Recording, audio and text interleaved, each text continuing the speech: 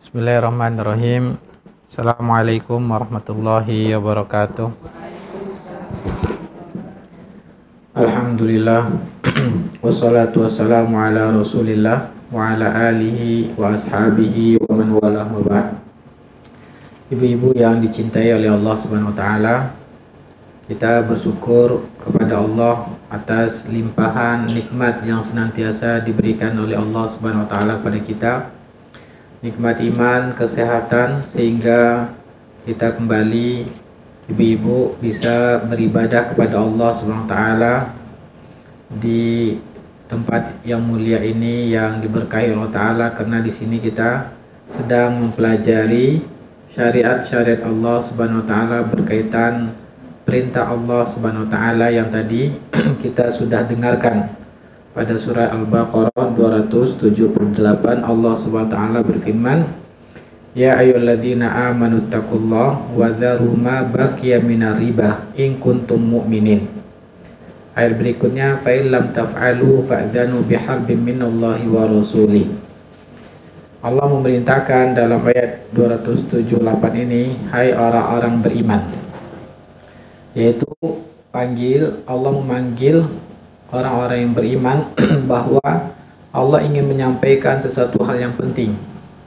Ada hal-hal yang ingin Allah sampaikan, merupakan bahwa ini sesuatu yang penting, ada ajaran di sana, ada pengetahuan, ada hukum yang ingin disampaikan oleh Allah Ta'ala, yaitu Allah perintahkan wadharu ma baqiya minar riba, tinggalkanlah sisa-sisa riba, tinggalkanlah riba yang masih kalian lakukan, sekecil apapun maka tinggalkanlah. Kemudian Allah tegaskan kembali bahwa kalian meninggalkan tersebut karena keimanan, in kuntum mu'minin, kalau kalian betul-betul beriman kepada Allah. Yang mana dampaknya ketika tidak kita lakukan, kita tidak tinggalkan, berarti di sini otomatis apa, ibu-ibu? Ya, otomatis kita berdosa. Dosa itu akibatnya apa? Mengurangi keimanan kita kepada Allah Subhanahu wa taala. Sehingga iman kita tidak sempurna. Harusnya dengan melaksanakan perintah Allah meninggalkan riba menjadi bertambah keimanan kita, tapi ini tidak kita amalkan, berarti keimanan kita berkurang, karena iman itu bertambah dan berkurang karena ketika kita tidak melaksanakan perintah Allah Subhanahu wa taala. Kemudian setelah itu Allah kembali ingatkan, fa illam taf'alu, kalau kalian tidak melakukannya, tidak tinggalkan riba tersebut, fa'dzanu biharbin minallahi wa rasulih, maka izinkanlah Allah akan memerangi dan juga Rasulnya yang memerangi kalian. Nah, oleh karena itulah berdasarkan ayat ini penting kita untuk mempelajari hukum-hukum berkaitan riba, pengertian riba, kemudian jenis-jenis riba, kemudian apa saja di muamalah-muamalah yang di sehari-hari kita lakukan yang ada ribanya, agar kita terhindar dari riba tersebut. Karena Allah pertama kali dalam ayat tersebut mengatakan ittaqullah ya alladzina amanu taqullah, takutlah kepada Allah. Takut itu artinya apa? Bertakwa pada Allah artinya kita melaksanakan yang Allah perintahkan dan meninggalkan yang Allah larang. Nah, maka kapan seorang tersebut bertakwa kepada Allah? Ketika dia tahu mana yang perintah, mana yang larangan. Dan kita tahu itu adalah perintah dan larangan ketika kita belajar, menuntut ilmu. Kalau kita tidak belajar, tidak mempelajari ayat-ayat Al-Quran, tidak mempelajari hadis-hadis Nabi SAW, tentulah kita tidak akan bisa menjadi orang yang bertakwa. Maka dengan kita belajar di sini, mengetahui perintah-perintah Allah dan mengetahui yang dilarang Allah, ini salah satu jalan kita itu untuk bisa menjadi orang yang bertakwa. Yang mana orang yang bertakwa balasannya adalah surga Allah Subhanahu wa Ta'ala. Nah, oleh karena itu betul-betul dalam Islam itu menuntut ilmu itu adalah jalan menuju ketakwaan dan jalan menuju surga Allah Ta'ala. Sebagaimana Nabi katakan, man salaka tariqan yaltamisu fi ilman sahalallahu bi tariqan ilal jannah. Barang siapa yang menempuh ya jalan untuk menuntut ilmu, maka dengan menuntut ilmu tersebut ikhlaskan Allah Ta'ala, Allah akan mudahkan dia jalan menuju surganya. Karena dengan jalan tersebut kita menuntut ilmu tersebut kita tahu perintah Allah dan mana larangan Allah SWT. Salah satu yang Allah larang di sini ayat ini adalah perbuatan melakukan riba. Sebetulnya riba itu apa? Ya, ini yang perlu kita ketahui. Dengan kita memahami makna riba itu, nantinya akan mudah kita mendeteksi, oh ini ternyata ada ribanya. Oh ini ternyata tidak ada ribanya, bebas dari riba. Ketika kita sudah paham makna dari riba tersebut. Maka riba ya pengertiannya secara bahasa yaitu artinya pertambahan. Makanya riba itu secara bahasa Allah menyebutkan yamhaqullahu riba wa yurbi as-sadaqat. Ya. Ayat ini Allah menjelaskan Allah akan memusnahkan secara perlahan-lahan orang yang mengambil pertambahan pada hartanya, tapi pertambahan pada harta ini sesuatu yang diharamkan kena riba. Ya. Sedangkan wa yurbi ini juga roba roba arba yurbi ya, ribuan atau riban. Yurbi itu artinya apa? Bertambah. Jadi riban itu artinya bertambah secara bahasa. Wa yurbi as-sadaqat, Allah akan menambahkan pada sedekah. Nah, jadi di ayat ini menjelaskan bahwa yurbi atau kata dasarnya nanti riban atau rabuan dalam bahasa Arab itu artinya bertambah. Karena ayat ini penting kita untuk cerna, ibu-ibu. Karena orang yang melakukan riba, dia mendapatkan pertambahan pada hartanya, ya kan? Dia hartanya akan bertambah, tapi Allah akan menghancurkan secara perlahan-lahan pada harta yang bertambah tersebut. Sedangkan sedekah yang jelas-jelas berkurang harta kita, ya kan? Kita sedekahkan baik yang wajib maupun yang sunnah. Yang wajib itu zakat, yang sunnah ya kita memberikan sukarela kepada, padahal belum diwajibkan, tapi kita berikan sukarela pada orang-orang yang membutuhkan. Ini adalah perbuatan sedekah yang sunnah. Itu berkurang harta kita, tapi Allah mengembangkannya. Pada hakikatnya kita sedang mengembangkan harta kita, baik materinya maupun kebaikan-kebaikan pada harta yang tertinggal. Belum lagi kebaikan pada harta yang kita sedekahkan itu pasti akan Allah kekalkan, Allah ganti dengan pahala dan surganya di akhirat nanti. Belum lagi yang tersisa itu akan makin banyak kebaikan yang tersisa. Nah, ini secara bahasa. Jadi secara bahasa riba itu artinya bertambah. Tetapi secara istilah ya, riba itu pertambahan dalam akad utang piutang. Nah, jadi riba itu adalah pertambahan harta dalam akad utang piutang. Kemudian atau pertambahan pada pertukaran komoditi yang disyaratkan tidak boleh bertambah. Ya. Atau riba itu yang berikutnya akan memungkinkan terjadi pertambahan karena pertukaran komoditi yang ditunda ya serah terimanya. Dengan ditunda serah terimanya ini akan berdampak nantinya ada pertambahan ya. Nah, semuanya kalau kita lihat dari pengertian ini ada pertambahan. Kita lihat yang pertama adalah pertambahan dalam akad utang piutang. Yang kedua adalah pertambahan pada komoditi yang disyaratkan tidak boleh bertambah ketika dipertukarkan. Kemudian ketiga, adanya kemungkinan terjadi pertambahan karena menunda serah terima pada pertukaran komoditi yang disyaratkan harus tunai. Nah, kita lihat lebih rinci. Kalau pertambahan dalam utang piutang ini jelas. Ya, nanti kita lihat juga diantaranya ya, pertambahan dalam akad utang piutang ini disepakati bahwa ketika melakukan akad utang piutang di waktu kembaliin, tanggal waktu yang ditentukan harus melebihkan sekian, disyaratkan, disebutkan. Berarti di sana ada contohnya pinjam 100 juta, nanti kamu kembalikan 110 juta.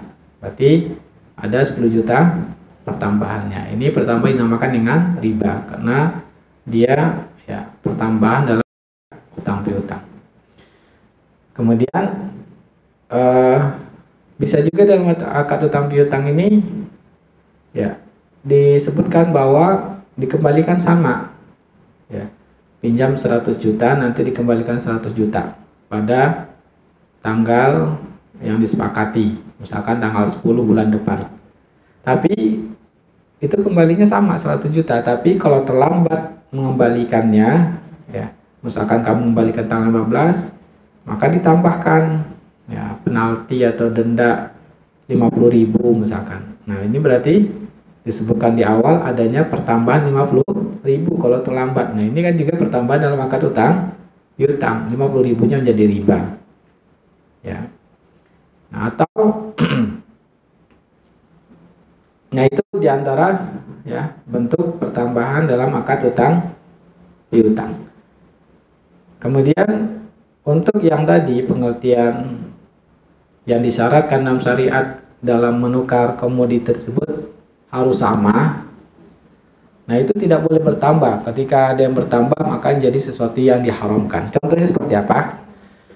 Contohnya seperti komoditi yang disebutkan oleh Nabi SAW, az-zahabu bi-zahabi mithlan bi-mithlin yadan biyadin, wal fiddatu bil fiddati mislan bi mislin yadan biyadin. Di antara komoditi yang disyaratkan oleh Nabi ketika ditukar dengan komoditi disyaratkan sama, yaitu pada emas contohnya. Nabi mengatakan emas kalau ditukar dengan emas harus sama. Kalau berbeda menjadi perbedaan pertambahan itu menjadi riba, dinamakan di dalam Islam. Contoh, kenapa emas? Karena emas ini dahulu di masa Nabi sebagai alat tukar, yaitu berupa dinar. Jadi alat tukar dahulu di masa Nabi adalah dinar dan dirham. Dinar terbuat dari emas murni dan dirham terbuat dari perak murni. Nah, kalau kita sekarang alat tukar kita adalah rupiah. Rupiah, uang rupiah. Yang mana Nabi mensyaratkan pada emas, yaitu dinar, dipahami para ulama, dinar tukar dinar harus sama beratnya, tidak boleh berbeda. Nah, dianalogikanlah dengan emas ini, karena emas di masa Nabi sebagai alat tukar, maka juga sama hukumnya seperti emas ini adalah uang rupiah, maka disyaratkan rupiah ini kalau tukar rupiah harus sama, tidak boleh berbeda. Makanya kita lihat ada orang-orang yang mensyaratkan ketika nukar uang lama dengan uang baru itu ada perbedaan, ya kan? Misalkan ketika mau lebaran kita lihat banyak orang-orang yang jasa menukar uang baru, silakan yang menukar uang baru, uang kita tukarkan 1 juta, nanti uang barunya hanya 950.000, dikuranginya 50.000, ada perbedaan. Nah, itu riba. Nah, perbedaan itu namanya adalah riba. Kemudian juga Nabi mensyaratkan bahwa pada komoditi tertentu disyaratkan harus tunai, tidak boleh ditunda. Ada 6 komoditi, nanti kita akan rincikan apa saja 6 komoditi tersebut.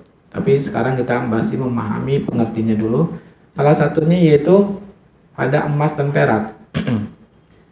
Nah, Nabi mengatakan, fa idza ikhtalafat hadzal asnafu fabi'u kaifa syi'tum idza kana yadan biyadin. Kalau jenis komoditi ini Nabi sudah menyebutkan komoditinya apa saja. Nah, maka komoditi ini tidak boleh ditukar waktu serah terimanya itu ditunda, tapi harus diserahkan di saat transaksi kedua komoditi tersebut. Nah, dalam hadis Nabi disebutkan yaitu emas dengan perak kalau ditukar harus tunai. Nah, emas tadi dinar, perak adalah dirham. Maka kita samakan dengan uang kita, misalkan rupiah dengan dolar, rupiah dengan real, atau rupiah dengan emas. Ya. Karena emas disebutkan Nabi dalam hadis. Maka Nabi mengatakan harus tunai. Nah, kenapa? Hikmahnya tadi, kalau kita tunda serah terimanya akan terjadi perbedaan nilai nantinya. Iya kan? Misalkan kita beli emas, hari ini kita sepakatnya harga emasnya itu 1 gram 2.200.000 misalkan 1 gram. Tapi kita transfernya sekarang uangnya, emasnya besok kita ambil. Waktu kita terima emasnya harganya masih segitu atau tidak? Sudah berubah, terjadi perubahan, terjadi pertambahan. Nah, pertambahan itulah yang dihindari dalam syariat. Nah, itu menjadi pertambahan yang diharamkan. Karena Nabi misalkan ini harus tunai. Ya, untuk mata uang, dinar, dirham, rupiah atau dolar atau semuanya itu disarankan harus tunai. Kalau kita beli dolar tidak boleh kita kasih rupiahnya sekarang, dolarnya nanti baru kita ambil, itu nggak boleh.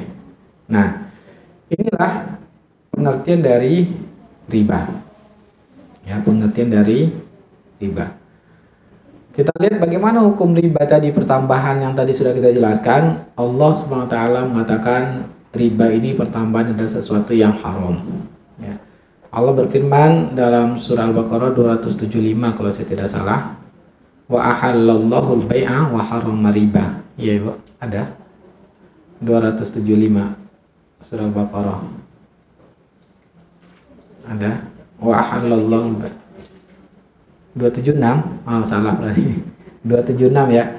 Wa halallahu al-bai'a wa harrama riba. Allah menghalalkan jual beli dan mengharamkan riba.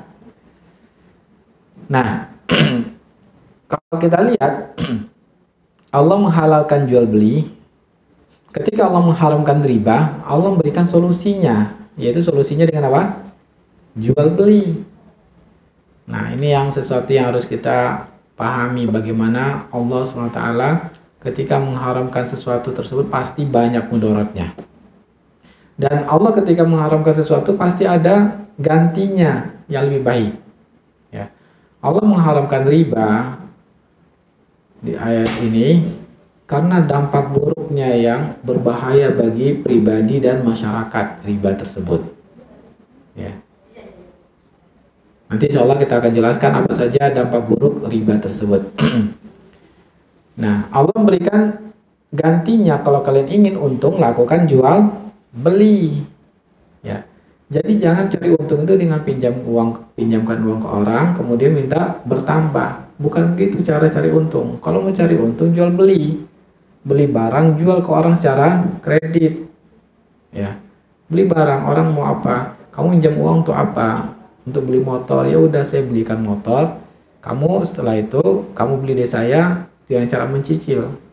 Padahal kan sama-sama aja sebetulnya. Iya kan? Karena kalau kita pinjam uang orang beli motor 25 juta, kemudian disyaratkan ini saya kasih uang 25 juta, nanti kamu bayarnya misalkan jadi 27 juta. Udah keuntungan 2 juta. Kalau motor, kita beli motornya. Ya, kita belikan motor ini, ya. Kita beli motor 25 juta. Nah, ini motornya saya jual kepada kamu secara cicil, nanti totalnya 27 juta. Begitu juga pada hakikatnya. Karena sama aja jangka waktu itu biasanya bisnis, ya kan? Kalau uang kita berikan ya sama, lembaga keuangan per tahun itu palingan ya 10%, 12%. Dalam kita beli cicilan di bank syariah juga segitu, 10%, 12% per tahunnya. Jadi ada solusinya dalam Islam. Jangan pinjamkan uang, tapi belikan barang yang dibutuhkannya. Nah, ini halal. Sedangkan riba ini sesuatu yang haram. Nah, ya. Karena kenapa uang ini tidak boleh diperjualbelikan? Karena uang itu bukan barang yang diperjualbelikan. Dia hanya sebagai sarana untuk tukar menukar alat nilai, ya, untuk sesuatu barang. Barang dinilai dengan uang, oh segini nilainya. Hanya itu fungsinya uang itu. Untuk memudahkan juga bertransaksi. Karena kalau dulu kan barang tukar barang kadang-kadang sulit mencari barang nilai yang setara, ya kan, yang sama. Rumah kita mencari, aduh rumah yang mana yang harus sama ini barangnya, sulit. Sehingganya orang berpikir, manusia pikir apa ya kira-kira yang jadi kita jadikan sebagai nilai, ya. Nah, dijadikan emas. Nah, jadikan emas. Dulu ada sebelum emas ada juga orang kain bentuknya, ya, tergantung. Nah, maka nilainya inilah yang dijadikan untuk memudahkan transaksi, ya, untuk memudahkan transaksi. Nah, jadi hanya itu fungsinya, dia bukan barang yang dipertukarkan, diperdagangkan. Dan dampaknya juga, ya, kalau jual beli barang ini akan menjadikan ekonomi bergerak. Orang-orang akan berusaha menjual jasanya supaya mendapatkan uang, atau membeli barang di sana sehingga ada orang yang memproduksi barang. Tapi kalau uang saja yang diproduksi, uangnya banyak, nggak ada jasanya, nggak ada barangnya, apa yang terjadi? Inflasi. Uang banyak beredar tapi barangnya nggak ada, orang produksi, inflasi. Uang banyak tapi barang dikit, jasa nggak ada, orang malas jadinya berusaha. Inflasi akhirnya apa? Nah itu terjadi, inflasi ini berbahaya kalau inflasi yang nggak ada nilainya. Nah kita lihat bagaimana akibat inflasi ini, cabai-cabai kita lihat harganya terus naik, ya. Nah kenapa inflasi cabai jadi naik, Ibu? Penyebabnya kenapa kira-kira? Karena salah satunya keberadaannya itu sedikit, ya kan? Bisa jadi keberadaan sedikit karena faktor cuaca, hujan terus sedikit. Orang berani beli lebih mahal, naik harga jadinya, ya kan? Nah terjadi inflasi. Ibu-ibu pusing kalau sudah inflasi ini. Aduh, beli cabai biasa 100.000 bisa banyak ini bawa pulang, sekarang hanya beli cabai aja udah habis uangnya, ya kan? Biasanya begitu, Ibu. Nah, orang miskin makin miskin. Ya, orang miskin makin miskin, makin sulit hidupnya. Orang kaya yang minjamkan uang tadi, dia tidur aja di rumah, uangnya terus bertambah. Nah, orang kaya makin kaya, orang miskin makin tersiksa sama hidup mereka. Itulah hikmahnya Allah haramkan. Orang juga jadi malas untuk berusaha. Kalau orang dagang, usaha ada risiko rugi, tapi pinjamkan uang ada kerugian nggak dia terima? Enggak, dia tidur aja, saya pinjamkan uang. Nah, akhirnya orang lain jadi budak dia, ya, dikuasainya semuanya. Nah, inilah hikmahnya, menjadikan mental orang-orang yang akan menzolimi orang lain dan hilang rasa belas kasihannya, ya. Dia betul-betul menjadi orang yang menjadi budak dari harta, pelit pada orang fakir miskin. Nah, ini kalau ini dampak dari riba tersebut pada pribadi, ya, akan pelit pada orang, kemudian dia akan begitu tidak sesuai yang diinginkan, maka di stres, ya. Misalkan, ya, dalam pikirannya uangnya harus bertambah, ya kan? Pada realitanya ketika dia pinjamkan uang pada orang, usaha orang tersebut bangkrut misalkan, bisa nggak dia bayar utangnya, bunganya? Nggak bisa. Apa yang terjadi pada dirinya? Akhirnya diperintahkan debt collector. Pokoknya saya nggak mau tahu, uang saya harus kembali, bunuh dia kalau perlu. Nah itu yang terjadi, ya kan? Hilang sifat manusiawinya. Dia akan ditekan terus, ya, ditekan atasannya. Pokoknya uang saya harus kembali. Pokoknya uang harus kembali dengan bunga-bunganya. Makanya ada orang-orang yang berani membunuh orang lain karena tadi uangnya harus kembali. Muncul sifat tadi, merusak gitu sifat itu, ya. Nah inilah dampaknya, merusak. Akhirnya dia kepikiran terus, aduh uang saya nggak kembali juga ini, padahal sudah pakai kolektor, sudah sempat bunuh orang, tapi nggak kembali juga uangnya. Akhirnya apa? Pikiran, stres, mati mendadak akhirnya, jantungan. Nah inilah bahaya pada individu.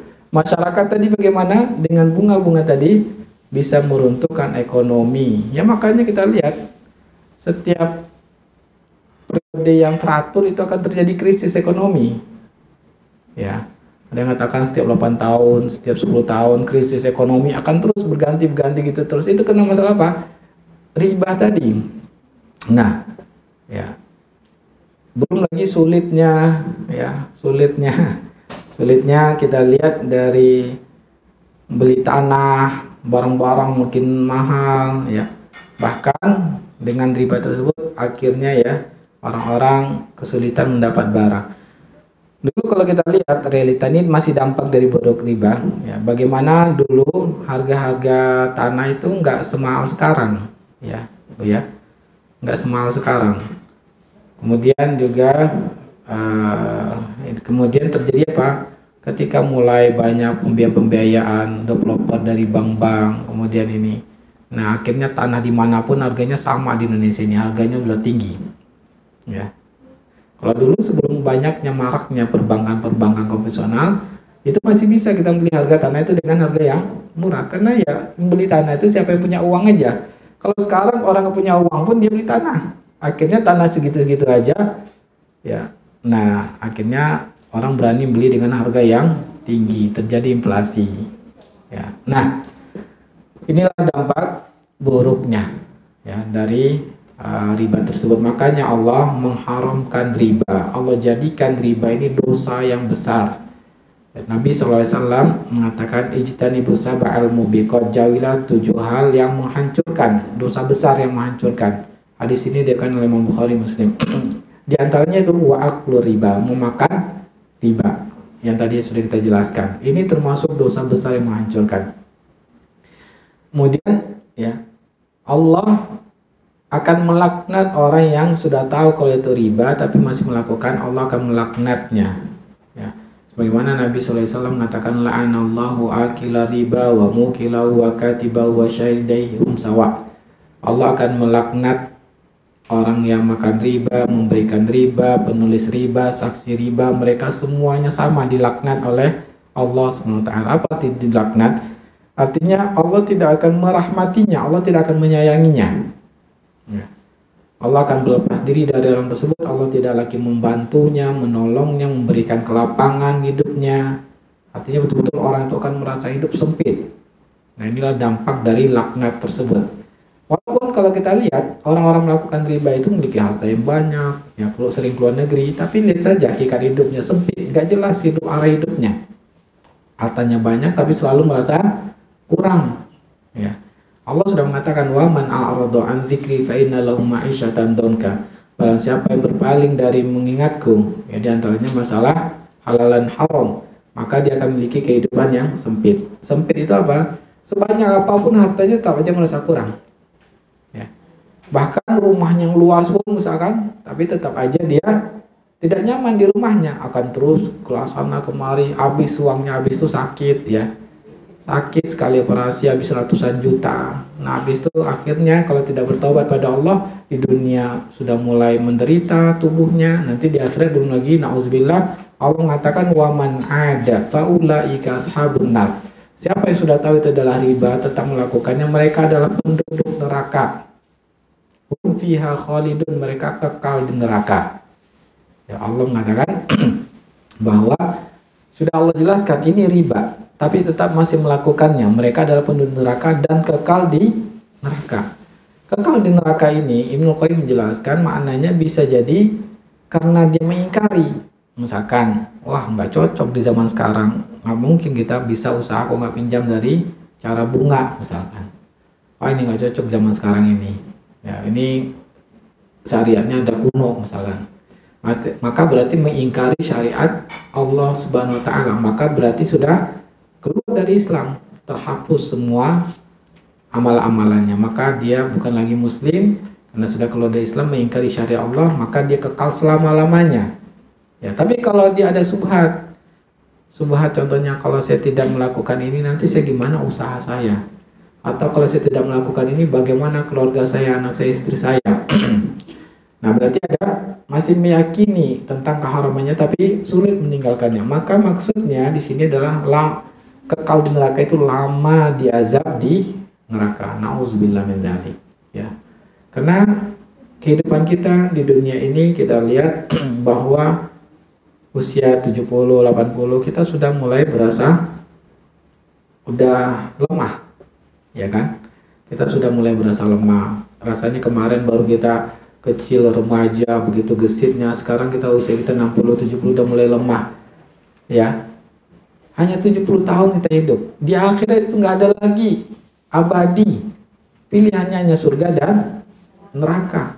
Kalau kita tidak meninggalkan riba, 70 tahun saja kita sudah lemah. Ini bagaimana diazab selama-lamanya di neraka. Nauzubillah min dzalik. Ya.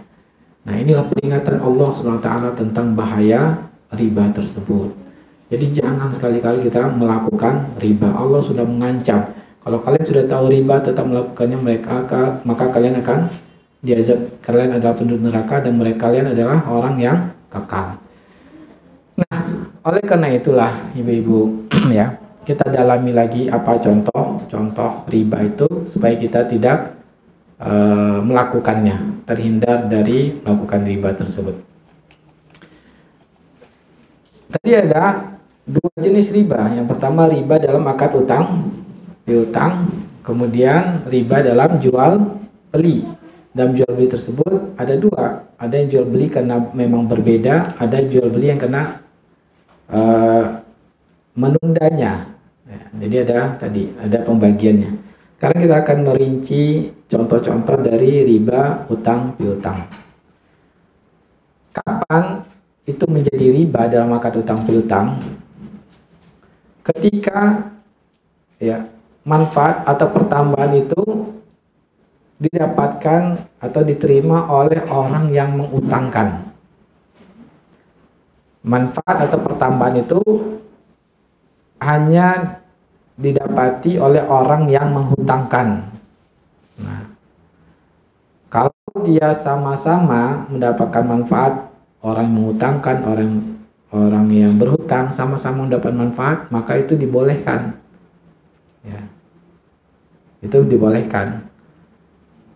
Contohnya yang dibolehkan sama-sama dapat manfaat. Pinjamkan saya sekarang uangnya 100.000. Nah, nanti bulan depan pokoknya misalkan ada 3 orang nih, 3 orang ngumpulin uang 100.000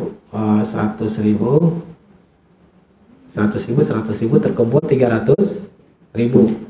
300.000 ini diberikan kepada salah satu di antara mereka.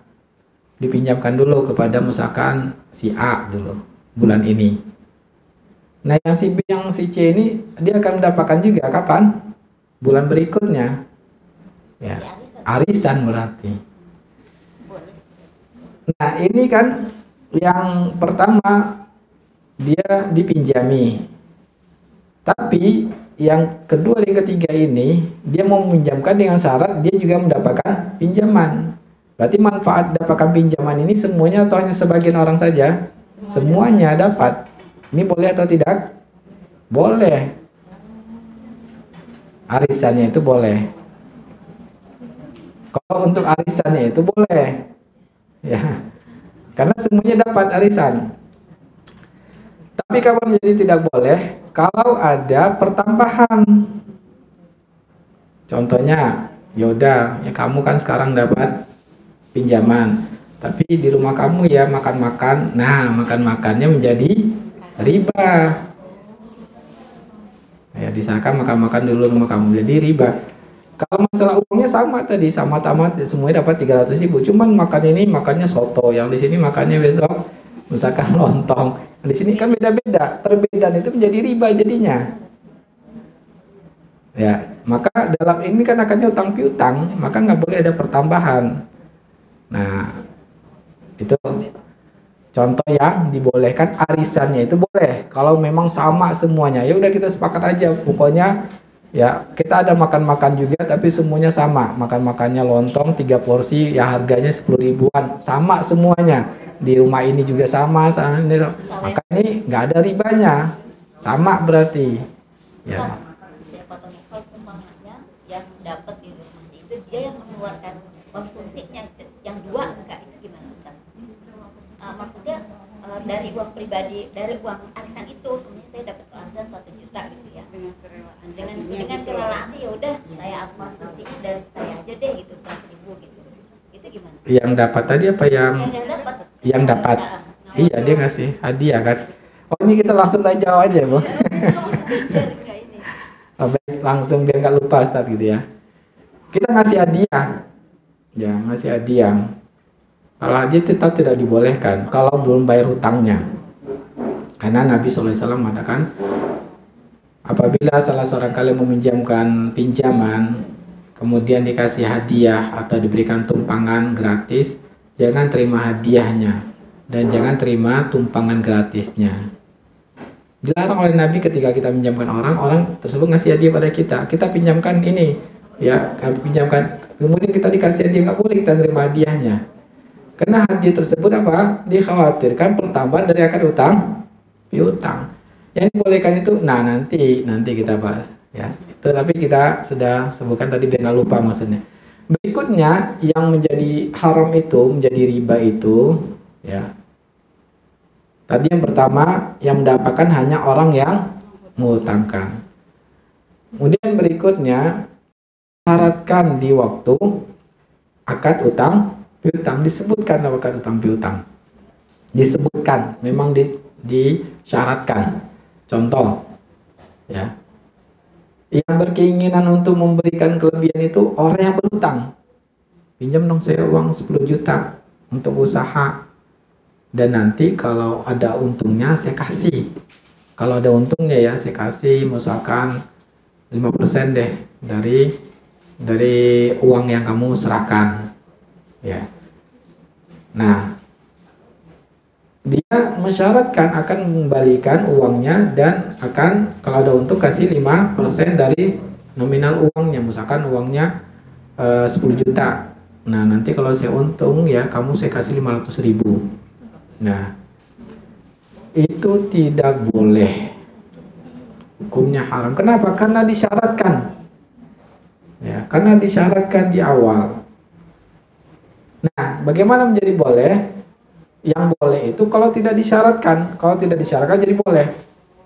Contohnya, pinjam dong uang 10 juta ya, saya mau usaha. Dah, gitu aja. Oh ya, nanti saya akan kembalikan bulan depan insya Allah. Sudah bisa dapat pembayaran, saya sudah bisa bayar utang. Nah, kemudian bulan depan ternyata kita ada untung. Kemudian kita kasih uangnya nih ya 10 juta ya, utang saya. Alhamdulillah saya ada untung. Ini saya kasih kamu sekarang 5%-nya 500.000. Itu boleh. Karena tidak disyaratkan. Tidak usah diomongin. Kalau diomongin menjadi akad dia, tapi kalau tidak diomongin jadi hadiah boleh, tapi kalau disebutkan di awal menjadi riba karena diakadkan, disepakati, mengikat dia. Nah, jadi kalau mengikat itu menjadi sesuatu yang haram, tapi kalau tidak mengikat, diam saja itu menjadi hadiah. Itu dianjurkan. Nabi pun melakukan itu. Jabir mengatakan, istalafani Rasulullah sallallahu alaihi wasallam faqadani wa zadani. Nabi berhutang pada saya dan beliau membayarnya. Dan ketika membayar, Nabi melebihkan. Ini akhlak yang mulia.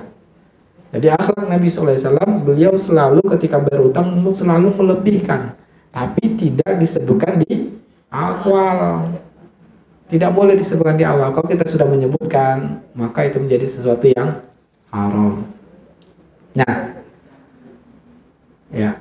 Kemudian berikutnya, ya, yang menjadi haram itu kalau seandainya hadiah, tapi diberi hadiah, tapi sebelum dibayar utang, itu juga tetap diharamkan. Ya. Contoh, itu tetap menjadi riba. Kita pinjamkan uang 10 juta pada seorang. Ya. Misalkan adik kita pinjam uang Kak 10 juta saya mau usaha. Nah, tidak ada persyaratan akan dikembalikan, lebih diam aja. Nah, kita pinjamkan. Kalau adik ini karena jauh ya, sebelumnya memang nggak pernah ngasih hadiah kepada kita, nggak pernah ngasih hadiah apa-apa. Nah, setelah kita pinjamkan 10 juta, tiba-tiba dia besoknya dia ngasih ngasih hadiah, Kak saya ini kemarin ada sedikit oleh-oleh, dikasihnya kita hadiah. Nah, padahal sebelumnya nggak pernah dia ngasih hadiah. Tiba-tiba karena kita utangkan dia ngasih hadiah, maka nggak boleh kita terima hadiah tersebut. Ya. Maka dikhawatirkan ini manfaat yang kita terima kena akan utang piutang. Kita curiga, kenapa dikasih hadiah? Perasaan sebelum saya mau utang kamu nggak pernah ngasih saya hadiah. Berarti ini ada, kena akan utang piutang, berarti menjadi riba. Tapi kalau kita misalkan ya minta tolong pada teman kita, tolong dong belikan saya ini baju di sana. Kamu lagi di mana? Lagi di Bandung. Oh tolong belikan baju, saya ini pernah kemarin dia tapi nggak sempat belikan ya. Pakai uang kamu dulu. Akhirnya tampil utang, ya kan? Nah, akhirnya tampil utang. Kalau disyaratkan, oh boleh, saya belikan dulu pakai uang saya, tapi nanti bayarnya lebih ya. Boleh nggak?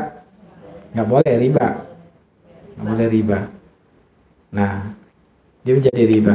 Tapi sekarang waktu kita sampai kita kembali, ini baju kamu, sekarang bayar utang kamu. Oh iya, berapa bajunya? 1 juta nih, saya bayar 1 juta. Nih karena kamu sudah bantu saya kasih 100.000. Boleh nggak? Boleh. Kenapa? Karena dia bayar utangnya dulu. Dia bayar utangnya dulu. Jadi itu hanya hadiah ucapan terima kasih. Nah kalau beli makanan misalkan, ya kita ke Bandung, ya. Kemudian kita kasih tahu ke tetangga kita, saya lagi di Bandung ini. Oh kamu lagi Bandung, tolong belikan kue ini dong. Saya pengen banget kue itu. Kemarin saya makan ke Bandung, enak kuenya, tolong beliin kuenya. Nah, tapi pakai uang kamu dulu. Nah, ketika dia datang acara ini nih kuenya, dia belum bayar utangnya. Yuk kita makan kuenya bersama-sama. Boleh nggak? Nggak boleh. Kalau kita mau makan, bayar dulu utang kamu, baru saya makan gitu. Karena dia belum bayar utangnya, iya kan? Belum dibayarnya kuenya, maka itu bisa menjadi sesuatu manfaat. Manfaat menjadi riba dia. Maka bayar dulu dong utangnya, baru saya mau makan. Nah, itu solusinya. Berarti kalau just tip itu nggak boleh ya?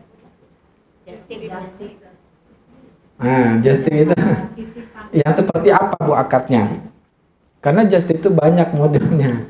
Yang Ibu pahami just tip itu seperti apa? Jadi kan kalau kita beli titip just itu kan pasti akan dibeli kan, harga titip beli naik harga, dinaikin harga. Yang dosa mereka, kita juga berdosa. Kita juga berdosa.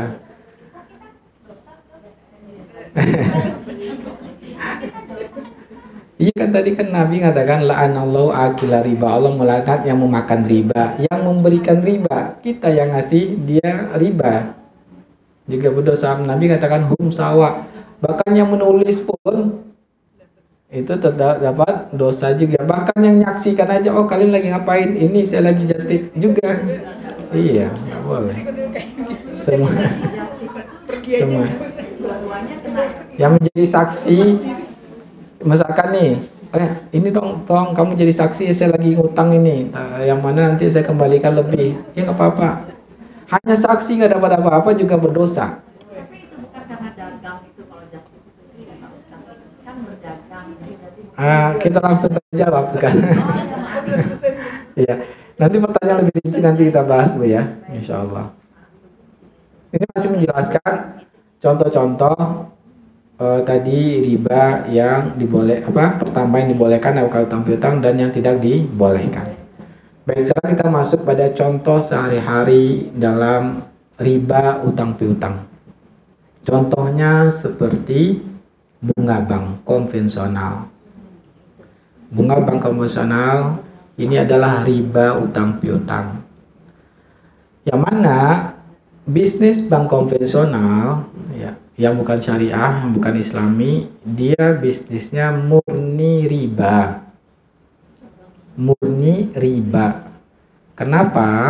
Karena dia terima uang dari masyarakat, yang mana waktu kita buka rekening itu sudah disebutkan akan mendapatkan bunga setiap bulannya.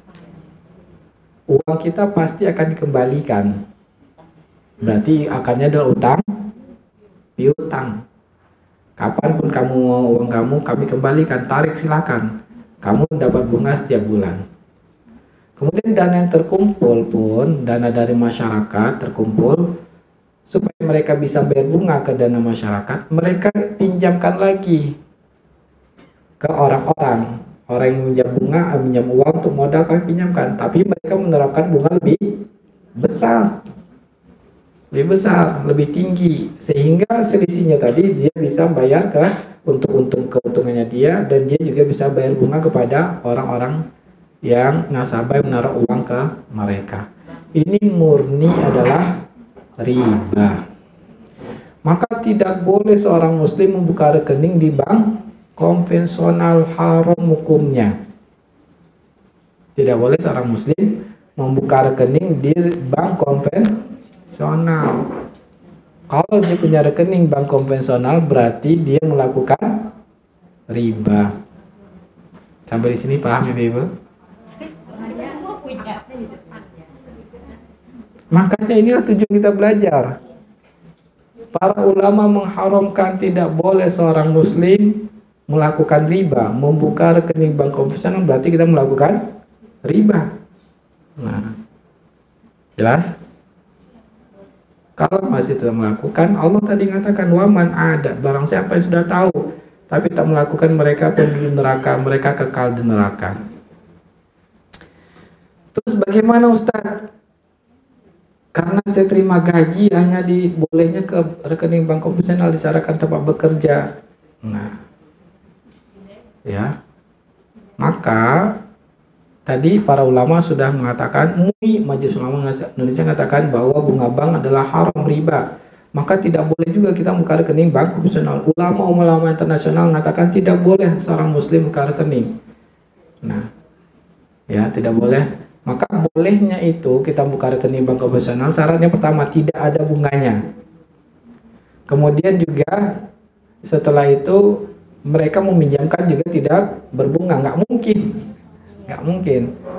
Berarti kalau misalkan kita sudah mengikrarkan perjanjian, saya nggak mau bunganya, anggap ini aman. Ya. Tapi dia akan meminjamkan dengan bunga pada orang lain, berarti kita juga membantu dia melakukan riba. Allah mengatakan wala ta'awanu 'alal itsmi wal 'udwan. Jangan kalian tolong-menolong dalam dosa dan permusuhan. Ketika kita taruh uang kita di bank konvensional, berarti kita sudah membantu dia untuk melakukan yang Allah haramkan, riba. Maka oleh karena itu para ulama mengatakan kalau sudah ada bank syariah di tempatnya, tidak boleh lagi haram hukumnya seorang muslim memiliki rekening bank konvensional. Nah, kapan dia menjadi boleh? Karena darurat. Darurat itu contohnya seperti ada 5 hal yang dijaga dalam Islam, ya, dijaga Islam, yaitu diantaranya akal, agama, keturunan, harta, kehormatan. Ya, ini yang betul-betul syariat Islam itu semuanya untuk menjaga 5 hal ini. Kalau 5 hal ini bisa hilang, maka sesuatu yang haram tadi bisa menjadi boleh. Ya, maka bisa menjadi boleh. Contohnya, harta kita bisa hilang kalau kita tidak melakukan buka rekening di bank konvensional. Contohnya apa? Kita sudah bekerja dengan cara yang halal di tempat kita bekerja, perusahaan kita, tapi perusahaan kita mengatakan penggajian hanya menggunakan payroll bank konvensional. Kalau nggak buka, kami nggak mau gaji, berarti nggak terima gaji. Nah, berarti kalau kita tidak buka rekening bank konvensional, hilang harta kita. Gaji kita itu hak kita. Hak kita. Maka ketika itu hukumnya boleh darurat. Ya, hukumnya adalah dibolehkan karena darurat, karena Allah sudah menjelaskan faman iturra ghairu baghin fala adin fala itsma alaih. Barang siapa yang dipaksa padahal tidak ingin melakukannya, maka dia tidak ada dosa melakukannya. Ya. Jadi keadaannya memang darurat, gak ada pilihan lain. Maka tentu kita harus meminta pilihan dulu, bisa nggak buka rekening penggajiannya bank syariah. Kalau katanya masih bisa, berarti nggak boleh kita buka rekening di bank konvensional. Ya, maka itu harus kita lakukan dulu. Kemudian seandainya hanya karena kebutuhan terima gaji, begitu kita terima gaji, apa yang selanjutnya kita lakukan? Pindahkan, ambil langsung Ya, karena kalau kita biarkan berarti uang kita akan dikelola, dipinjamkan lagi, ya ada dengan cara riba, maka langsung kita ambil. Nah, ini ya yang dijelaskan para ulama. Ini salah satu bentuk riba ya yang sehari-hari kita ya. Nah, begitu juga contoh riba yang sehari-hari terjadi pada kita, yaitu dalam masalah utang kita, dalam masalah tagihan. Ya. Contohnya tagihan karena kita sudah membeli listrik misalkan. Yang mana karena kita sudah menggunakan listrik, pembayarnya setiap tanggal 20 setelah kita gunakan. Ketika sudah mulai dari tanggal 1 sampai tanggal 20. Ketika tanggal 1 itu mulai sudah ada tagihan keluar pada kita untuk pembayaran. Berarti itu jadi apa? Utang kita yang harus kita bayar. Kemudian ada perjanjian di awal bahwa kalau terlambat di tanggal 20 ada denda. Itu boleh atau tidak? Enggak boleh. Itu riba. Terus bagaimana solusinya? Itu ada perjanjian riba. Maka ini tidak boleh kita lakukan. Ya. Terus bagaimana Ustaz kalau kita nggak punya listrik? Gimana Ustaz hidup zaman sekarang Ustaz? Kita kalau nggak pakai listrik, air semuanya pakai listrik, kalau juga kepanasan. Cari alternatif yang lain. Pindah ke token. Iya, pindah ke token. Ustaz, saya sudah terlanjur Ustaz. Memang dulu begitu Ustaz, nggak punya uang sekarang Ustaz untuk pindah ke token. Ya, maka ketika itu nggak ada pilihan, maka semoga Allah maafkan, tapi bayarnya jangan sampai telat. Itu hanya bagi orang-orang terpaksa tapi nggak ada pilihan. Tapi kalau memiliki uang ya untuk pindah, maka pindah. Nah, ini bagaimana kita menyikapi, kadang-kadang memang sulit kita menghindarinya. Ya. Nah, ini contoh yang realita yang kita hadapi. Nah, kemudian juga e-money, e-wallet itu pasalnya nggak boleh, riba itu. Maksudnya kenapa riba? Karena uang kita yang terkumpul di bank-bank itu, bank-bank di penerbit e-wallet ya, e-wallet berbagai macam itu, uang terkumpul itu mereka taruh lagi di bank, ada bunganya. Juga mereka investasikan, deposito ada bunganya. Hukum asalnya kita tidak boleh menaruh di sana. Itu hukum asalnya. Tapi kapan menjadi boleh? Karena kita nggak ada pilihan lain. Ya. Kalau kita nggak pakai e-wallet, nggak bisa parkir Ustaz. Nggak bisa kita masuk tol, gimana? Nah, ketika itu berarti kita dipaksa. Berarti kita nggak ada pilihan. Maka kalau dipaksa, nggak ada pilihan, maka bagaimana solusinya? Sesuai dengan kebutuhan. Iya, berarti kita isi sesuai hari ini, udah isi segitu. Kita perkirakan, misalkan kira-kira saya akan ke sana butuhnya berapa ini, 100.000, isi 100.000 udah. Ya, isi 100.000 udah gunakan untuk itu. Nah inilah. Jadi ada hal haram, Allah mengatakan waqad fasalakum ma haram alaikum illa ma turtum ilaihi. Allah sudah merincikan pada kalian haram kecuali kalian terpaksa untuk melakukannya. Yang nggak ada pilihan lain, karena misalkan ya pilihan lain itu maksudnya pembayaran lain ya, kalau nggak sulit hidup bisa membahayakan kita. Nah, wallahu ta'ala a'lam. Itu contoh-contoh pada bank konvensional ya. Kemudian yang masih dalam akad utang piutang ini juga yang banyak terjadi di masyarakat kita, yaitu tadi seperti investasi ya, investasi yang mana menawarkan pada kita, mau nggak investasi, kamu akan mendapatkan bunga, kamu mendapatkan bagi hasil 5%, tapi 5%-nya dari modal. Maksudnya bagaimana? Maksudnya hanya dibahas untungnya aja, nggak bahas ruginya. Pada hakikatnya itu bukan untung bagi hasil, pada hakikatnya itu adalah riba. Paham? Jadi supaya boleh investasi itu investasi yang kita halal itu menjadi kita, memang di akadnya itu ditulis kalau terjadi kerugian akan menanggung kerugiannya.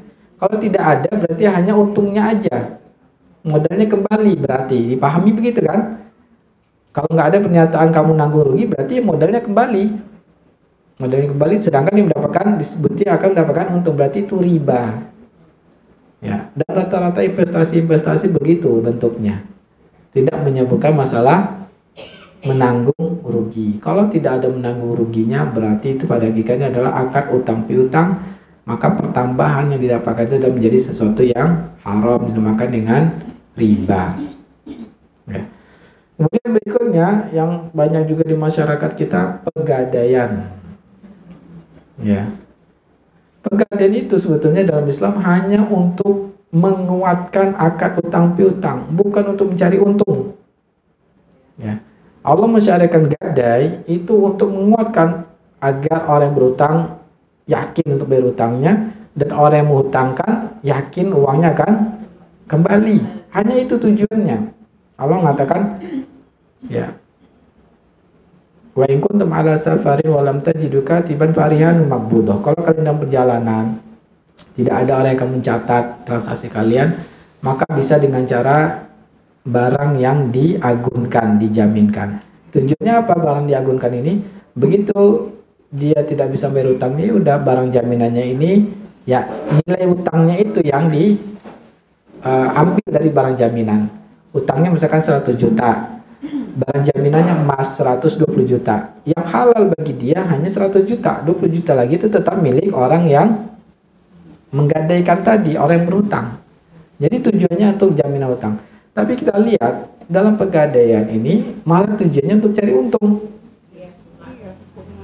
Bunga ya, ada administrasinya, belum lagi bunganya, berarti itu jadi riba. Tipe syariah.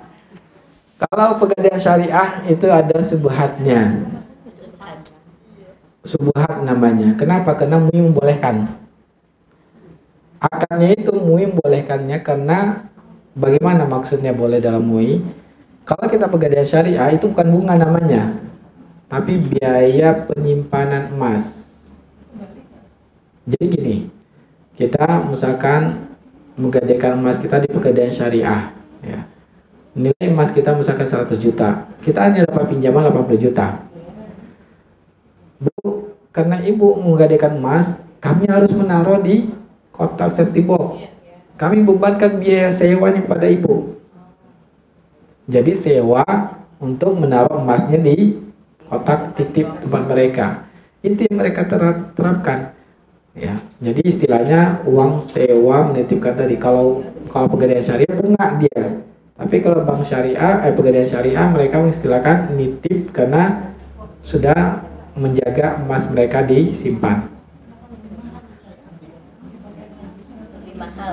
Lebih mahal yang syariah ya, karena dia sewa yang tadi. Nah itu apakah dibolehkan? Nabi melarang, tidak boleh dalam akad utang piutang kita pinjam digabung dengan akad jual beli. Sewa itu kan jual beli.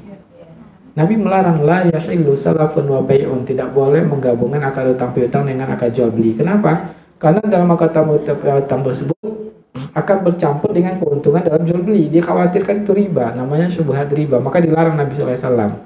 Tapi MUI membolehkannya dengan syarat ya harganya memang benar-benar sesuai dengan ya realita. Nah inilah menjadi sesuatu yang syubhat karena terjadi perbedaan. Tapi pendapat yang lebih kuat kita tinggalkan karena tujuannya cari untung. Padahal nggak boleh dalam utang piutang itu mencari untung. Nah, maka tidak boleh kita melakukannya. Baik, nah itu contoh dalam riba utang piutang pegadaian. Ya. Dan juga banyak di masyarakat kita, ya. Pinjamkan saya uang 100 juta. Nih saya jaminkan di mobil saya, silakan taruh kamu. Nanti boleh kepakai aja, nggak apa-apa, nggak masalah. Nah, itu haram kita menggunakan mobil tersebut. Nggak boleh kita menggunakannya. Karena ketika kita gunakan berarti kita ngambil manfaat dari akad utang piutang. Begitu juga orang menggadaikan sawah, dia pinjam uang kita, yang digadaikannya sawah kontrakan. Ternyata selama dia belum bayar utangnya, kontrakannya hasilnya diambil, sawahnya dimanfaatkan, itu riba. tidak dibolehkan. Itu hukumnya riba yang Allah haramkan. Nah, itu yang banyak di masyarakat kita, ya. Makanya pentingnya kita pelajari ini, jangan sampai kita melakukan riba. Berikutnya dalam jual beli, riba jual beli, tadi komoditinya Nabi katakan pertama adalah emas, yang kedua adalah perak, yang ketiga adalah kurma, kemudian gandum, kemudian garam. Ya, ini yang Nabi sebutkan dalam hadis yang diriwayatkan Imam Muslim dari Ubadah bin Samit. Ya, maka untuk komoditi ini disyaratkan kalau emas ditukar emas harus sama, harus tunai. Perak ditukar perak harus sama, harus tunai. Gandum tukar gandum harus sama, harus tunai. Kurma tukar kurma harus sama, harus tunai. Garam tukar garam sama dan harus tunai. Nah, kemudian bagaimana kalau seandainya emas ditukar perak? Boleh berbeda, tapi syaratnya harus tunai. Ya. Bagaimana kalau kurma ditukar dengan gandum? Disyaratkan harus tunai, boleh berbeda. Maksudnya bagaimana? Kurma misalkan 2 kilo, gandum 1 kilo, itu boleh. Tapi syaratnya waktu transaksi harus diserahkan keduanya, tidak boleh ditunda penyerahannya. Nah, kemudian para ulama menganalogikan emas dan perak mata uang. Untuk kurma, gandum, dan garam makanan pokok. Jadi dahulu itu merupakan sesuatu yang komoditi makanan pokok, sesuatu yang penting. Ya.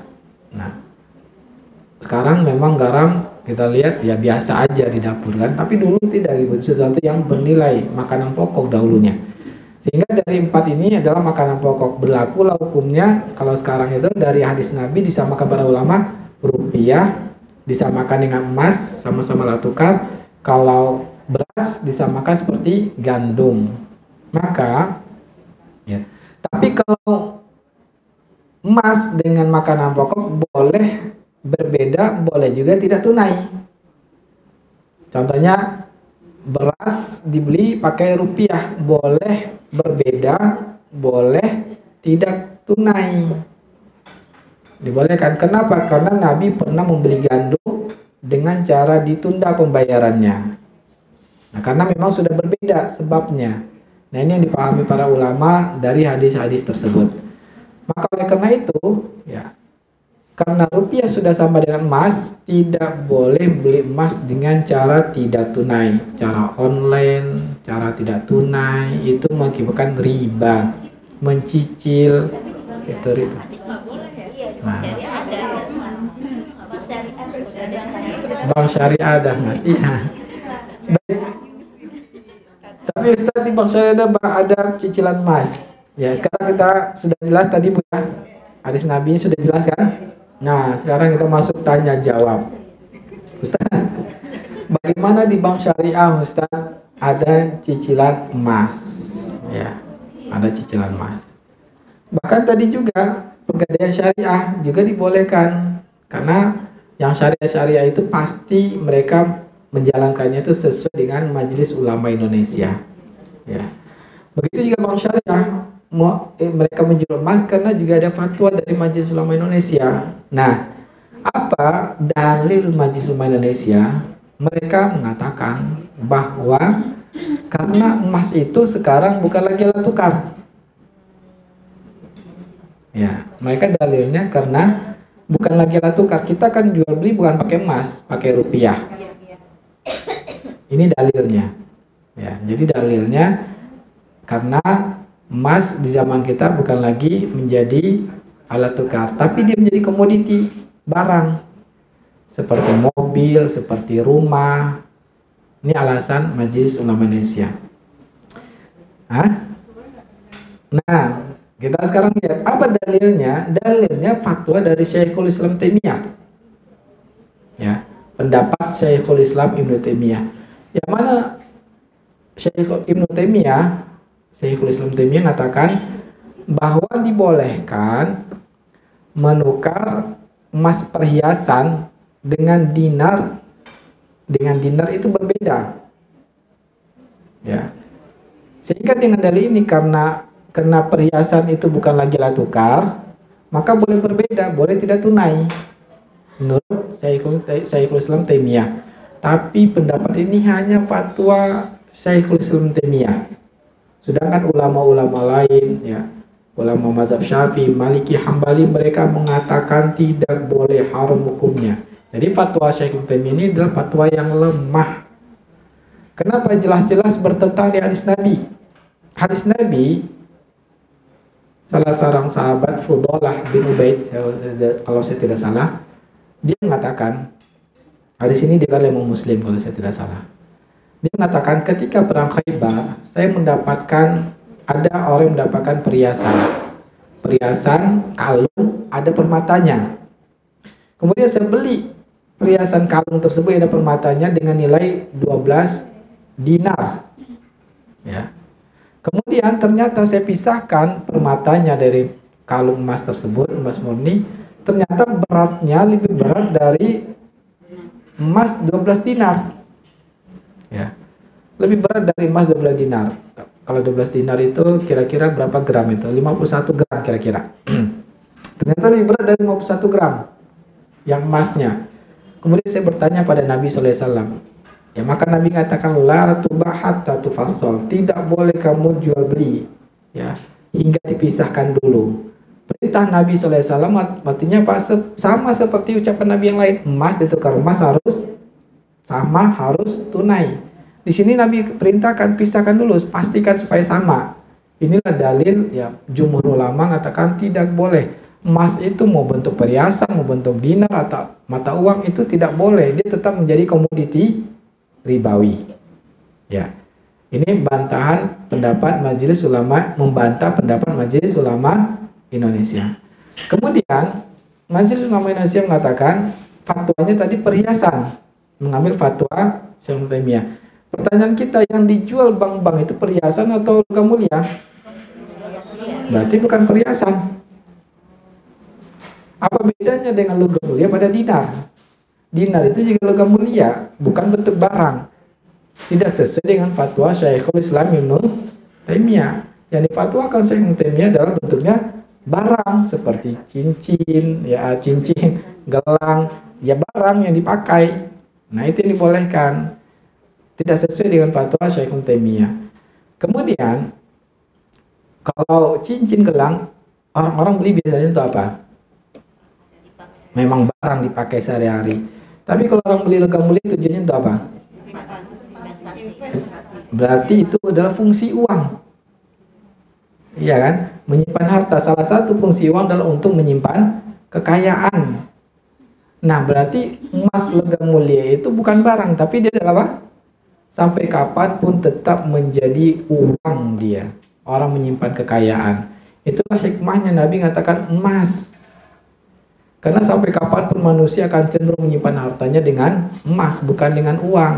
Uang sekarang ini hanya, ya, terjadi inflasi. Nah, itulah hikmahnya. Ya, hikmahnya tadi terjadi juga bahwa kalau berbeda orang cenderungnya akan malas, orang akan jual, ya. Nah, intinya itulah. Kira-kira sudah terjawab, Ibu, perbedaan para ulama. Memang itu terjadi perbedaan para ulama. MUI membolehkan, tapi coba lihat fatwa-fatwa ulama internasional mengharamkan. Ya, fatwa ulama internasional mengharamkan. Hanya MUI. Lembaga-lembaga internasional semuanya mengharamkan. Nah, maka fatwa MUI ini lemah. Ya, maka kita untuk kehati-hatian ikutilah ucapan Nabi, yaitu tidak boleh emas itu sampai kapanpun. Karena Nabi katakan bukan dinar, tapi az-zahabu bizahab, emas dengan emas. Mislan bimislin, sama, tidak boleh berbeda. Nah, maka dengan demikian emas ini sampai kapanpun dia menjadi komoditi ribawi.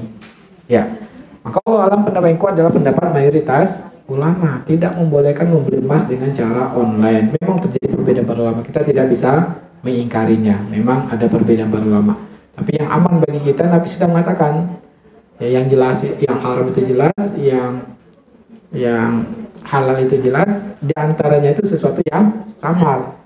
Yang samar itu bisa jadi karena perbedaan para ulama. Maka apa Nabi katakan? Barang siapa yang meninggalkan yang samar tadi, maka dia sudah menjaga agamanya dan kehormatannya. Maka baik kita untuk sebaiknya kita tinggalkan. Begitu.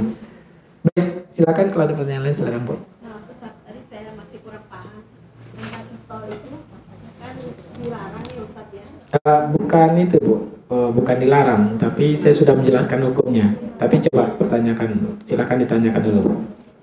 Ya, maksud saya, menurut pemahaman saya, tadi kan Ustaz menjelaskan bahwa riba itu kan harus ada tambahannya, sehingga yang dilarang itu adalah di situ. Tapi menurut pemahaman saya, di tol itu kan uang kita yang sama saja dengan uang yang diletakkan di kartu. Iya. Berarti tidak ada tambahan. Betul, nggak ada ribanya.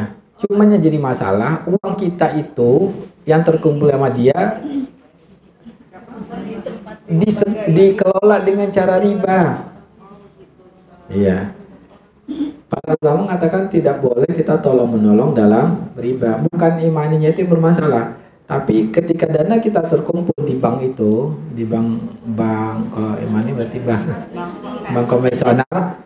Maka bank konvensional ini dia akan dana terkumpul itu akan ditaruh di Bank Indonesia, ada bunganya, diinvestasikannya, ada bunganya. Yang itu tuh yang kita bantu karena kita naruh uang di sana. Nah, makanya tadi solusinya secukupnya karena kebutuhan. Kalau dia jual bayar gak ada masalah. Sama dengan uang. Cuman karena naruh banyak-banyak, akhirnya uang kita yang banyak tersebut digunakan dengan cara haram. Padahal Allah mengatakan wala ta'awanu 'alal itsmi wal 'udwan, jangan tolong-menolong dalam dosa. Kalau kita taruh uang kita berarti kita menolong dalam perbuatan dosa. Gitu Ibu. Ya. Silakan.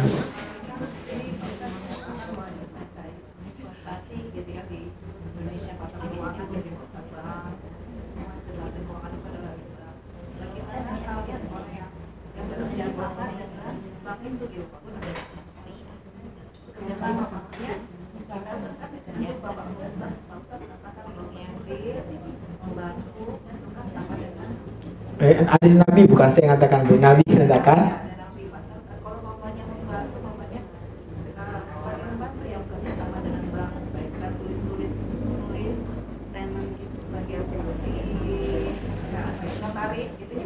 iya, notaris, berarti notaris yang akan mencatat transaksi ribanya. Notarisnya berdosa.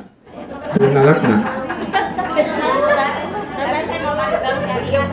Nah, bank syariah itu alhamdulillah. Tujuan kita belajar ini untuk meninggalkan yang haram. Iya, betul. Iya. Memang betul. Kita tujuan belajar ini untuk menghindari yang haram. Ya. Maka tidak boleh kita notaris mencatat akad-akad di bank konvensional karena kita yang mencatatnya. Nabi sudah jelas melaknat. Ya, ya, betul. Tidak boleh kita mencatatnya karena mencatat tadi Nabi jelas mengatakan pencatatnya juga dilaknat oleh Allah Subhanahu Wa Taala.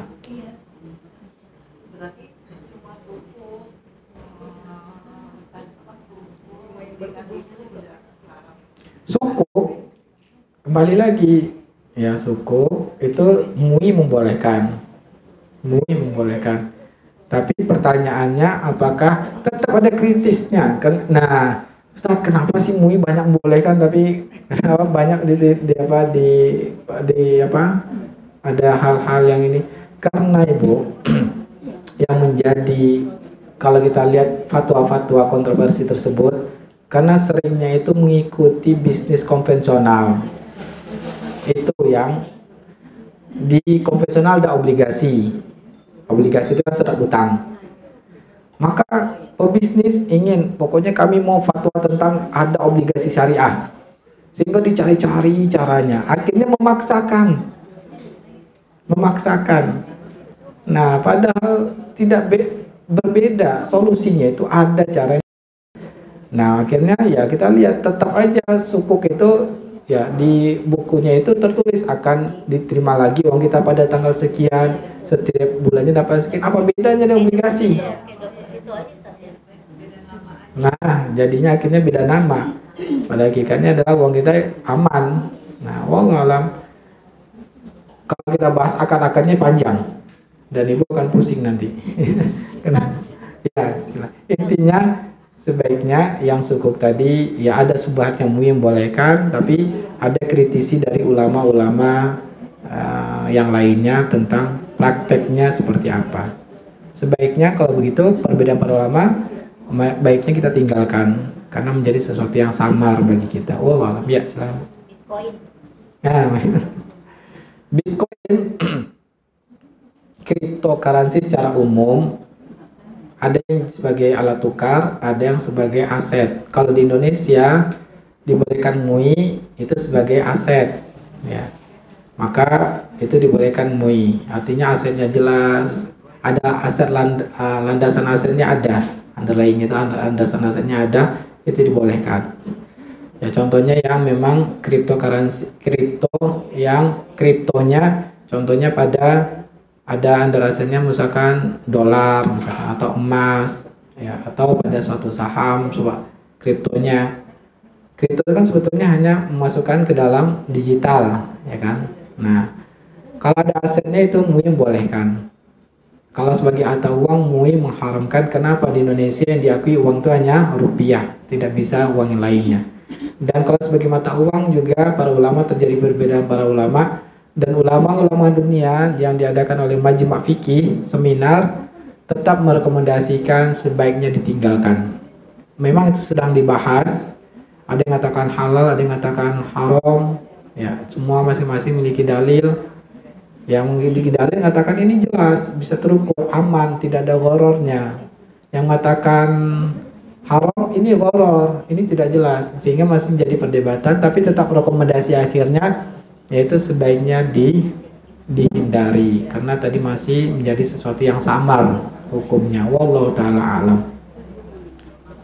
Tadi Bitcoin Bu ya. Yang Bitcoinnya itu sendiri kan sebagai mata uang ya, maka sebaiknya jangan. Ya. Kartu kredit.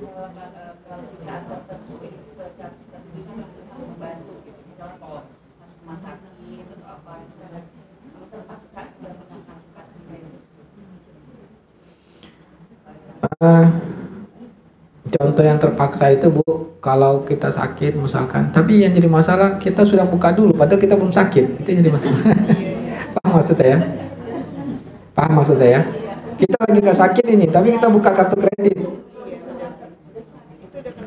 Iya, menjelang terdesak itu, oh maksudnya ini sakit ini langsung bikin waktu itu maksudnya. Nah, buat jaga-jaga itu nggak boleh.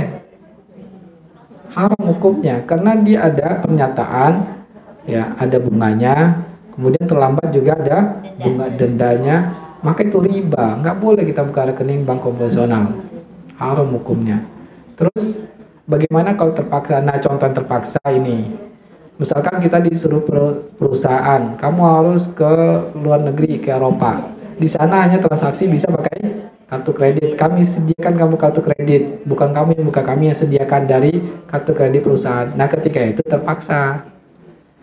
Nah artinya apa? Memang di sana tidak terima, hanya kartu kredit saja. Nah ketika itu terpaksa boleh kita menggunakannya. Tapi kalau kita yang buka sendiri atas kesadaran sendiri untuk kalau misalkan kita sakit pakai itu nggak boleh, haram hukumnya.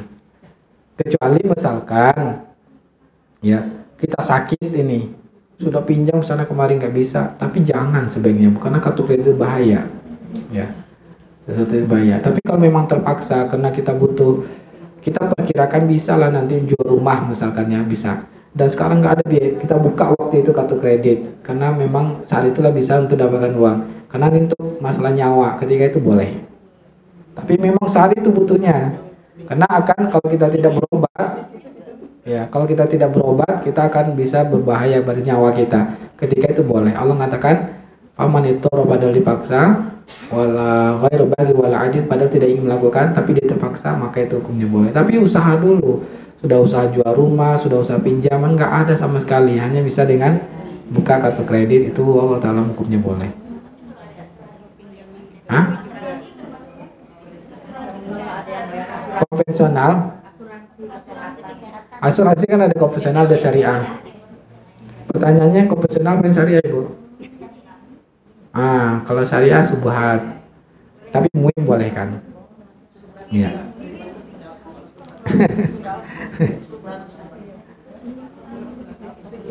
Berarti lebih aman jam sostek ya maksudnya?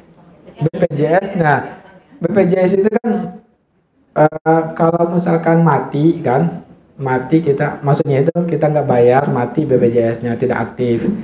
Nah kemudian kita harus nginap, disuruh untuk aktifkan, tapi ada dendanya kan biasanya kalau aktifkan.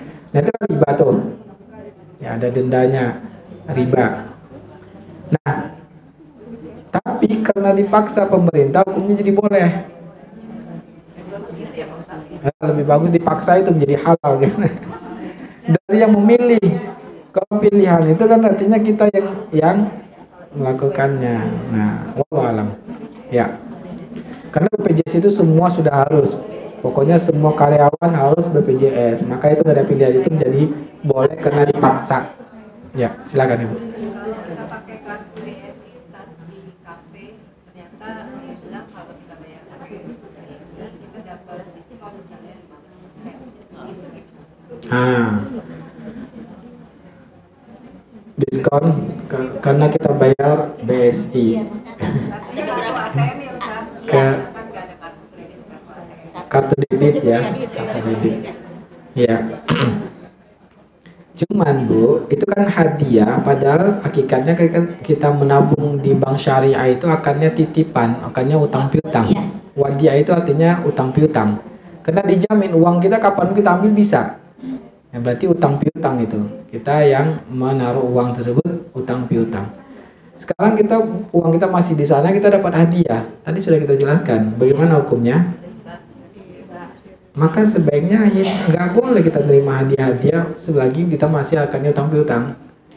Kecuali uang kita nggak ada di sana, ya masih bisa kita belanja, nggak bisa lagi kan? Nah, karena uang ada kita di sana, dia akhirnya ngasih hadiah-hadiah, belanja dapat diskon. Diskon itu menjadi hadiah dalam akad utang piutang. Tadi Nabi sudah katakan, kalau kalian meminjamkan uang, kalian dapatkan hadiah, tidak boleh kalian terima hadiahnya, tidak boleh. Ya. Kalau udah tersistem gimana? Maksudnya kita pakai debat ini sebenarnya otomatis sudah di debat karena ada ada 15% yang udah itu gimana Ustaz? Kita kan nggak tahu. Soalnya pembelanjaan makan 100.000. Ada hadiah itu memang dari bank BSI-nya, ada hadiah itu dari memang penjualnya. Kalau dari penjualnya berarti bukan dari banknya, maka itu boleh. Maksudnya gimana kita membedakannya? Kalau yang memang dari penjualnya mau gunakan bayar tunai pun tetap diskon, mau bayar pakai apapun tetap diskon. Berarti itu memang diskon dari penjual. Tapi kalau memang gunakan BSI itu menjadi itu nggak boleh, harus kita bayar tunai. Berarti ambil uang dia ambil uang kita di ATM, bayar tunai, nggak dapat diskon jadinya kan? Iya. Jadi kita nggak boleh dapat manfaat. Nggak boleh dapat manfaat dari utang piutang kita, haram hukumnya.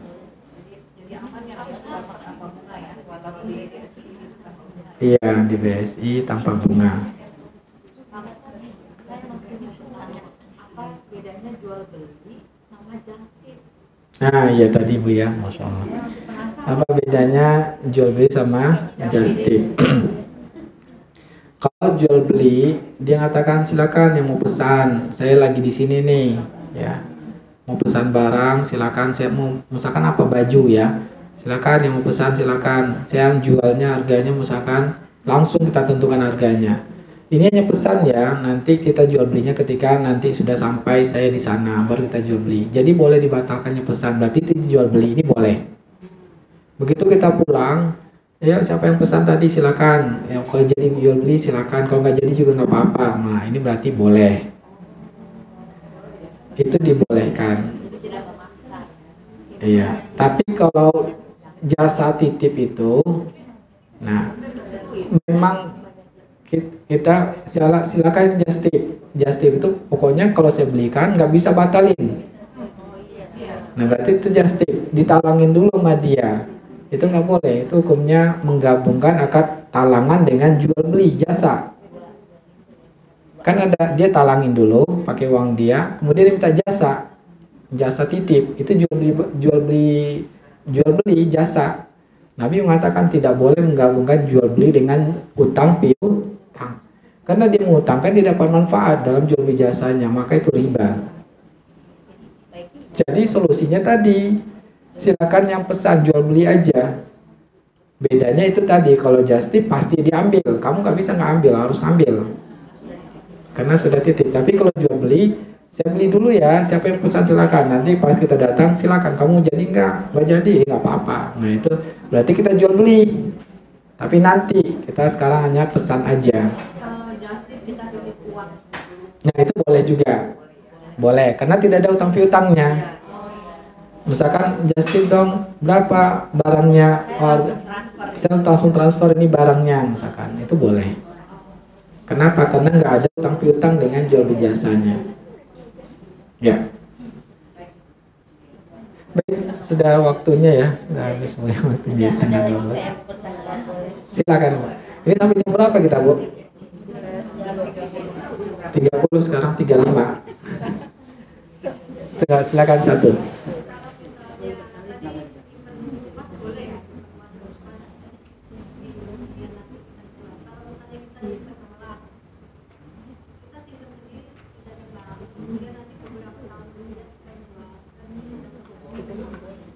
Boleh, boleh Bu. Iya.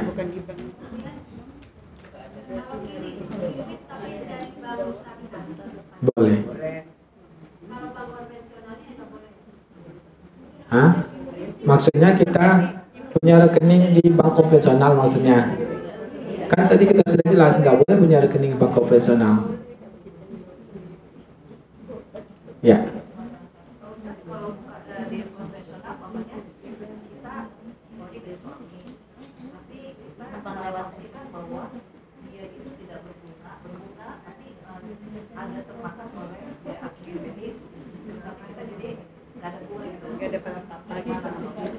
Iya sama. Yang jadi masalah kan di Bu, setiap bulan dapat bunga, mau habis buat administrasi tetap aja itu bunga, nggak boleh. Iya, dipakai perputaran. Iya, maka pindah ke bank syariah. Nggak boleh Bu. Nanti kita ditanya Allah, nanti sudah kita jelaskan siapa yang melakukan pada sudah tahu kekal penduduk neraka itu bahaya bagi kita. Sebaiknya udah kita taat Allah mengharamkan, ya udah kita tinggalkan, itu yang paling aman bagi kita. Silakan terakhir Ibu. Ustaz, kalau kita pergi rame-rame gitu kan, satu orang nalangin biaya makan ya Ustaz. Ya. Terus satu orang kan hitung berapa biayanya. Ya. Sedikit gitu Ustaz. Tapi dia bayar dulu baru dilebihin. Iya, jadi maksudnya dia tagihannya misalnya 93.000, dia bilang dia transfernya 100.000. Itu halal buat yang orang nalangin atau gimana Ustaz? Halal Ibu, karena dia bayar baru dia melebihkan. Ya, itu halal. Tapi kalau disebutkan misalkan berapa tagihan saya 93.000, ya udah saya transfer 100 ya, jadi nggak halal. Karena dia belum transfer udah disebutinnya. jangan disebutin. Iya, bayar dulu baru sebutin. Dia transfer dulu terus baru dia bilang dia Saya lebihin ya, boleh halal. Tapi dia belum transfer, masih utang piutang, dia ngomong dia, saya lebihin ya. Nah itu nggak boleh jadi riba. Ya. Ustaz, satu lagi Bang. Ya. Kalau kita simpan tabungan di bank syariah, kan sebenarnya bukan di wadiah Ustaz, di Darul Fatimah ada bagi hasilnya. Iya. Itu kita nggak boleh terima juga bagi hasilnya. Nah tadi sudah kita jelaskan, keuntungan itu harus ada pernyataan resiko. Bank syariah ada nggak dicantumkan di sana kalau kita akan menanggung resiko? Nggak ada. Hanya untung aja dibahasnya. Maka itu apa bedanya dengan bunga? Maka tetap itu sebaiknya hindari. Ya, paling aman bagi kita adalah tinggalkan. Maka bukalah di bank syariah tapi yang wadiah yang tidak bertambah, titipan yang tidak bertambah. Ya, kalau naruh uang juga di bank syariah tapi akarnya yang tidak bertambah. Itu intinya. Apakah wadiah? Biasanya wadiah yang tidak bertambah. Wadiah itu artinya titipan. Nah, ada yang tidak dikuranginya. Ya, ada. Tidak ada administrasinya. Uang kita tetap. Ya, semoga bermanfaat ya apa yang telah kita bahas. Semoga Allah mudahkan kita untuk mengamalkannya agar selamat di dunia dan di akhirat dan diberikan keistiqomahan dalam beribadah kepada Allah. Dan kita cukupkan, kita tutup dengan doa kafaratul majlis. Subhanakallahumma bihamdika asyhadu an la ilaha illa anta astaghfiruka wa atubu ilaik. Wassalamualaikum warahmatullahi wabarakatuh.